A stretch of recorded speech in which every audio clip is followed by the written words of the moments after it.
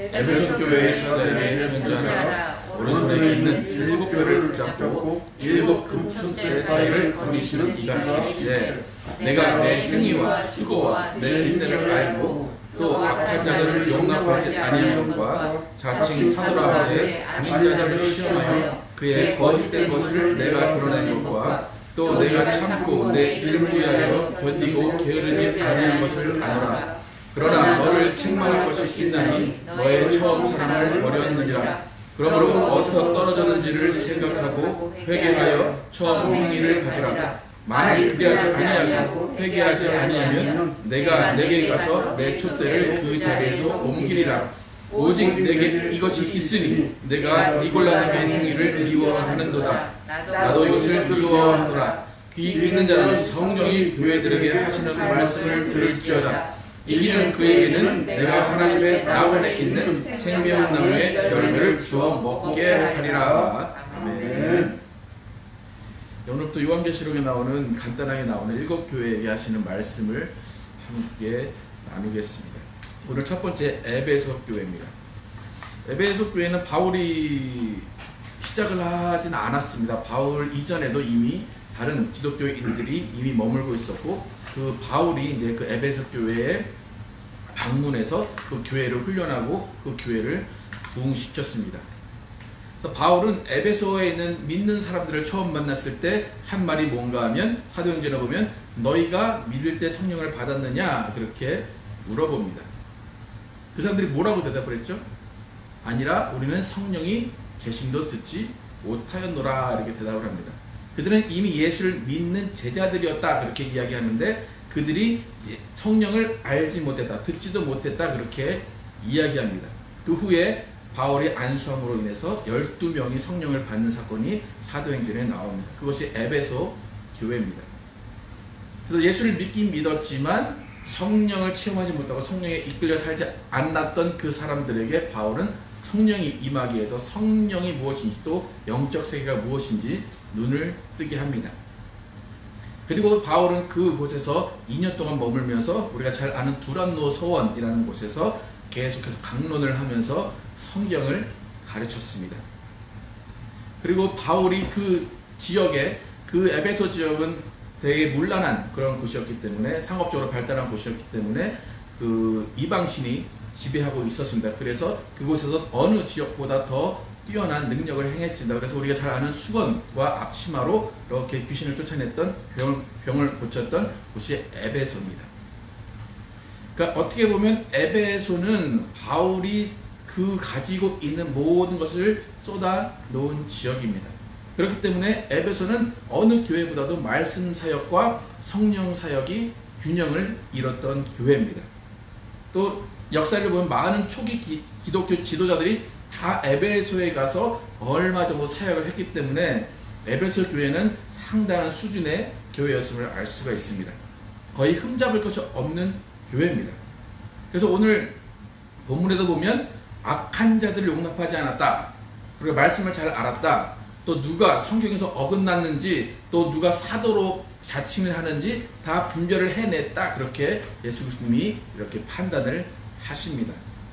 그러니까 엄청난 말씀의 지식과 엄청난 영성이 있었다는 겁니다.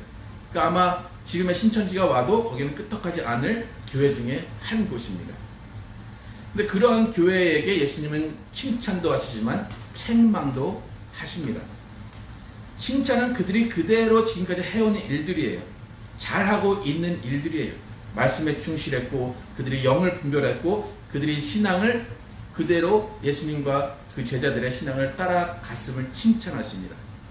근데 단 한 가지 책망을 하십니다. 우리가 잘 아는 처음 사랑을 버렸다, 그렇게 책망을 하십니다. 처음 사랑을 버렸다, 여러분 많은 설교를 들으셨을 것이고 또 무슨 뜻인지 잘 알 겁니다.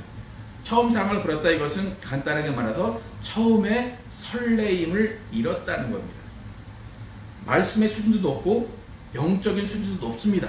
그들의 하는 행위, 그들의 하는 모든 일들이 다 합당한 일들입니다. 그런데 예수님의 판단에는 그것이 붕 떴다는 얘기입니다. 뭔가 잘 하는데 기초가 없어졌다는 겁니다. 예수님을 만난 그 초기에 예수님을 처음 만난 사람들, 예수를 처음 본 사람들이 느꼈던 그 설레임이 그 교회 가운데는 없었다는 겁니다. 어제 저기서 이제 예배 끝나고 신사님하고 다 같이 얘기하면서 신사님 한 얘기가 갑자기 떠오르더라고요. 하는데 예수 처음 믿을 땐 수요 예배가 너무 기분 좋아서 수요 예배가 그렇게 있으면 좋았다 그러는데 지나가면서 얘 수요 예배는 왜 있는 거야? 예, 그게 우리의 실정입니다. 예수님 대해서 모르고 교회에 대해서 모를 때는 예수님 만나고 싶고 교회 가고 싶고 마음이 정말 활활 타오르는 열정 가운데 있는데 어느샌가 그 모든 것들이 의무가 됩니다. 어느샌가 매너리즘에 빠집니다. 그래서 교회 생활이라는 것이 습관적으로 마음의 기쁨 없이 마음의 설레임 없이 그냥 하는 거니까 하는 거다라고 교회 생활을 하게 됩니다. 그러니까 지금 이 에베소 교회는 정말로 겉으로 볼 때는 흠이 없는 교회예요. 누가 아무리 책을 잡으려고 해도 흠이 없는 교회인데 예수님은 그 흠이 보인 거예요. 그게 뭐냐면 설렘이 없다는 거예요. 여러분 아까 우리가 찬양을 했지만 예수님은 날마다 새로우시대. 주의 인자는 끝이 없고 주의 자비는 끝이 없고 주의 공의는 끝이 없어서 주는 성실하게 일하시기 때문에 주의 자비는 끝이 없고 날마다 새롭다 그렇게 이야기합니다. 그러면 저는 이제 오늘 신입사님네 가정이 25주년이래. 결혼 기념일 25주년이래요. 네, 저는 이번 연도가 10주년입니다. 전사님은 몇 년? 우리는 8월 5일 날에 30주년. 30? 다 어떻게 보면 다 의미 있는 올 한 해입니다. 10년, 25년, 30년. 예. 근데 여러분 10년, 25년, 30년 새로우십니까? 어떻습니까? 그냥 어제도 왔던, 작년에도 왔던 결혼 기념일입니까? 아니면은 새로우십니까? 어떻습니까? 예전에 점점 못해지네. 다 못했습니까? 예전에 TV에서 최수종 씨가 나는 하이라 씨를 보면 매일 새롭다 그런 말을 해서 모든 남자들에게 욕을 먹었습니다. 여러분 어떻습니까?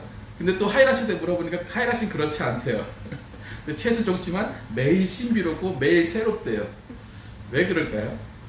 이상형을 만나서 그런 걸까요? 아니면은 하이라 씨가 매일 예쁘게 시장을 하고 있어서 그런 걸까요? 왜 그럴까요? 세상에서 이런 말을 합니다. 세상의 남자들은 예쁜 여자를 좋아하는 게 아니라 처음 보는 여자를 좋아한다. 왜 그럴까요? 뭔지 몰라도 새롭기 때문에 그렇습니다. 여러분 우리는 매일 보는 배우자가 새로워야 되고 매주 가는 교회가 새로워야 되고 매일 만나는 예수님이 새로워야 됩니다. 예수님은 에베소 교회에 그걸 말씀하시는 거예요. 너희 정말 잘하고 있어. 흠잡을 게 없어. 완벽해. 그런데 새로워져야 돼. 내가 설레임을 받아야 돼 라고 예수님은 말씀하십니다. 여러분 어떤 방법으로 우리가 새롭게 여겨질 수 있을까? 또 다른 사람이 나를 새롭게 여기고 내가 다른 사람을 볼 때 또 교회를 볼 때 예수님을 볼 때 어떻게 하면 새롭게 느껴지고 새로워질까? 어떨 것 같습니까? 어떻게 하면 될 것 같습니까? 아까 예수님은 성실하시다 그래요. 예수님은 뭘 하실까요 지금? 어떻게 하시길래 우리가 날마다 새롭게 여겨지게 될까요? 여러분 매일의 날씨는 새롭습니다. 그렇죠? 매일의 날씨는 각각 다 다른 온도를 가지고 있습니다. 그리고 여러분이 말씀을 보실 때 그 말씀이 매일 똑같은가요? 다른가요? 똑같은 구절을 읽어도 그 말씀은 다릅니다. 그러니까 우리가 말씀을 읽으면 예수님의 성실하심을 알게 되는 겁니다. 우리가 예수님 앞에 매일 기도하고 매일 무릎 꿇으면 예수님의 성실하심, 예수님의 새로움을 알게 됩니다.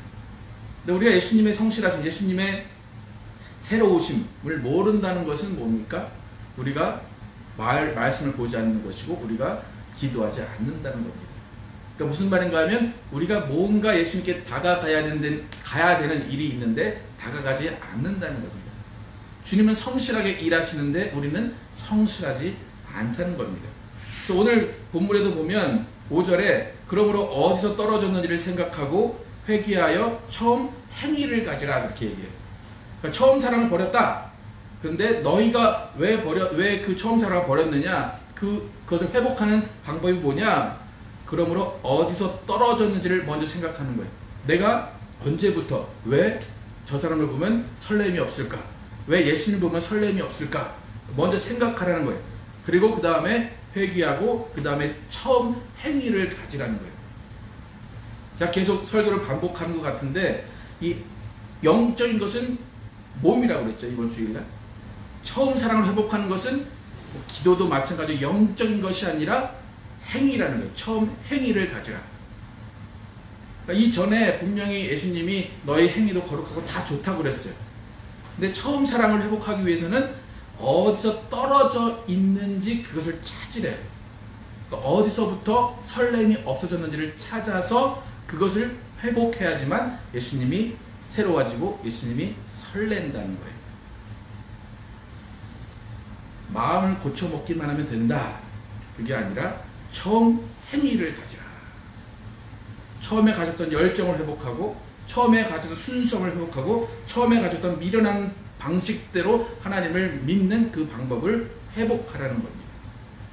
처음 사랑을 회복하라. 설레임을 회복하라는 것입니다. 그럼 한번 잘 생각해 보시기 바랍니다.